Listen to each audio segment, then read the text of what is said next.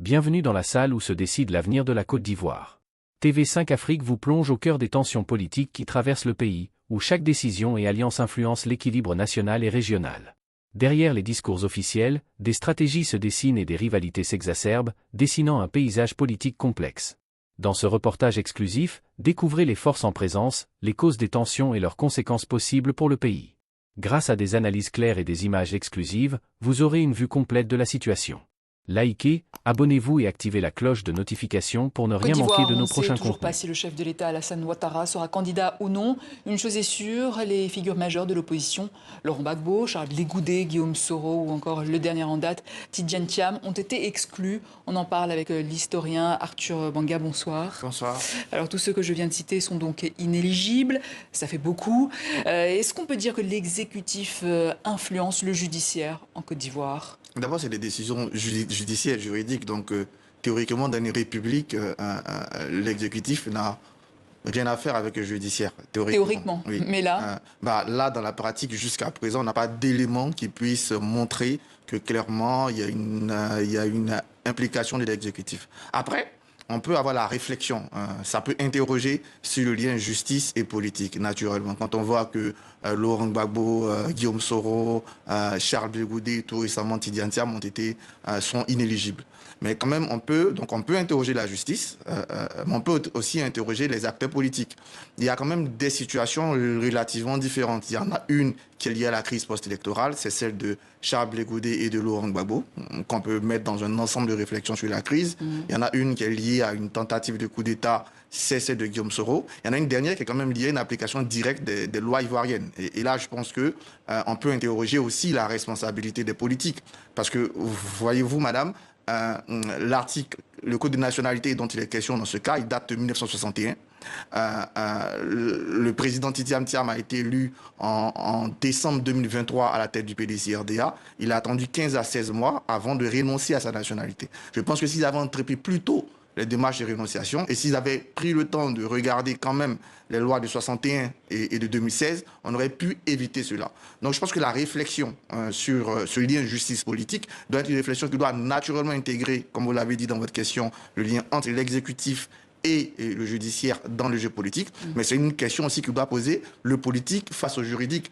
Est-ce que le politique doit prendre le temps, comme c'est le cas là, de façon un peu plus flagrante sur le candidat du PDCI, de connaître les textes avant de s'engager? Et puis deuxième chose, est-ce qu'on oublie tout parce qu'un homme politique est mis en cause dans le respect des lois du pays? Donc ça peut alimenter les réflexions autour de tout ça. Mais aujourd'hui, par souci d'apaisement, est-ce que le pouvoir pourrait réintégrer des candidats comme Thiam ou Gbagbo, par exemple? On l'a déjà vu dans l'histoire de la Côte d'Ivoire. On l'a vu en 2000 dans la crise où l'article 48, qui était un article exceptionnel, a permis d'appliquer les accords politiques. Cela va supposer quoi? Cela va supposer que soit on a d'abord des discussions politiques qui arrivent sur des recommandations et qui deviennent des lois. Mais toujours est-il que même si le politique doit s'immiscer, donc si Alassane Ouattara doit prendre des décisions, il faut qu'elle se fasse dans le cadre de la loi, notamment dans le cadre des pouvoirs exceptionnels que lui donne la Constitution, ou tout simplement en reconvoquant le Parlement pour avoir des réflexions, des modifications. Ça reste une possibilité aujourd'hui. Et justement, Alassane Ouattara sera-t-il de nouveau candidat alors qu'il est au pouvoir depuis 2011 ? Légalement, je pense qu'il en a le droit, d'autant plus que en 2020, sa candidature a été validée et je comprends pas pourquoi la Cour constitutionnelle va le rejeter. Après, je pense qu'il continue la réflexion. Il y a deux signaux majeurs.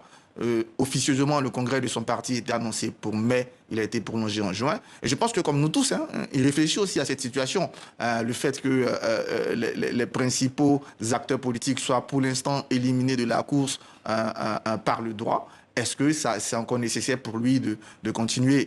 Je pense que quand on a son âge et quand on a son bilan, on peut se poser la question de légitime. Est-ce que c'est le dernier combat ou c'est le combat de trop? Je pense qu'il continue sa réflexion actuellement. Parce qu'il y a une nouvelle constitution. La constitution date de 2016 en réalité. D'ailleurs, c'est cette constitution de 2016 qui permet aujourd'hui de réintégrer dans le jeu politique quelqu'un comme Tidjane Thiam. Parce qu'avant cette constitution de 2016, sur les critères de nationalité, c'était très simple. Il ne fallait s'être jamais prévalu d'une autre nationalité et ça éliminait systématiquement M. Thiam. Avec la nouvelle constitution, même quand vous êtes prévalu d'une autre nationalité, il faut renoncer à cette nationalité. Et c'est ce qui permet à M. Thiam d'être candidat. Et c'est ce qui s'est passé. il y a quand même un débat là-dessus. Selon la justice, hier, le ministre de la Justice a fait une communication. Depuis sa rénonciation, M. Thiam est ivoirien. Voilà. Sauf qu'il s'est inscrit sur la liste électorale en 2022 avec des papiers que la justice juge inopérants. Parce qu'en ce moment-là, il était en application de l'article 2, l'article 48 du Code de nationalité. M. Thiam n'était plus ivoirien. Et donc, c'est cette partie-là qui a questionné ce qui s'est passé dans sa vie depuis sa naturalisation en février 87 jusqu'à sa rénonciation en mars 2023, en mars 2025. Sinon, d'après la justice ivoirienne, depuis 2025, mars 2025, il est ivoirien. Alors, vu le contexte actuel, est-ce que vous pensez qu'une élection apaisée, transparente, soit possible en octobre prochain ? Il y a plusieurs facteurs qui peuvent nous expliquer. On espère d'ailleurs, on espère tous que cette élection soit apaisée, parce que je pense que c'est l'aspiration des Ivoiriens aujourd'hui. Je pense que la majorité des Ivoiriens, d'ailleurs la majorité des Africains, n'ont pas envie de revoir la Côte d'Ivoire comme on l'a vu, ensanglantée en 2010 et même durant la période de la crise. Pour ça, il y a deux options. Soit les partis politiques dont les leaders sont aujourd'hui exclus réussissent par le dialogue, on l'a dit tout à l'heure, ou par des accords politiques avec Alassane Ouattara qui deviennent des lois à réintégrer le jeu politique, ou bien, ça aussi c'est la notion d'inclusivité, ou bien copie le modèle sénégalais, c'est-à-dire chacun de ses leaders se dit par exemple, plutôt que ma personne, c'est l'idée, c'est le projet que je peux porter. Et faire campagne, on a entendu au Sénégal, voter Diomaye, c'est voter Sonko, ce qui a permis à la doublette d'être au pouvoir aujourd'hui. Ça reste une possibilité. Maintenant, s'il n'y a pas d'accord politique et s'il n'y a pas cette possibilité, l'épreuve de force par rapport à la rue, par exemple, sera à envisager et à craindre. Alors, le mois dernier, l'Assemblée nationale ivoirienne a adopté un projet de loi pour contrôler la création et le fonctionnement des organisations de la société civile. L'opposition dénonce une loi liberticide. Êtes-vous d'accord ? Mon avis, je pense que moi, je suis très attaché aux libertés. Et donc, je suis de ceux qui pensent qu'il faut laisser le maximum de liberté aux gens. Après, il y a des questions qui se posent sur, par exemple, le lien. On l'a vu, par exemple, dans le Sahel, les groupes terroristes ont commencé par entrer en finançant des ONG. Donc, on peut se faire la question. Mais je pense que le curseur doit aller vers plus de liberté et en ce moment, donner plus d'autorisation parce que la Constitution ivoirienne garantit la liberté d'association et la liberté d'opinion. Donc, je pense qu'il faut aller plus vers cela, tout en tenant compte de ces réalités qui sont des réalités de sécurité. Il faut trouver les mécanismes de surveiller sans forcément entacher ou entamer la liberté des Ivoiriens, surtout quand ils ont envie de militer dans ces ONG. Parce que de plus en plus, l'engagement politique en Côte d'Ivoire, mais en Afrique en général, attire moins les jeunes. Si on le ferme encore l'option des ONG, des mouvements associatifs, ça risque d'avoir des conséquences négatives sur l'esprit citoyen. Un mot peut-être pour finir sur la situation sécuritaire dans la sous-région. Vous en parliez. Comment expliquer que la Côte d'Ivoire soit moins concernée par les attaques djihadistes que ses voisins maliens ou burkinabés, par exemple? Ou même béninois. Ou béninois.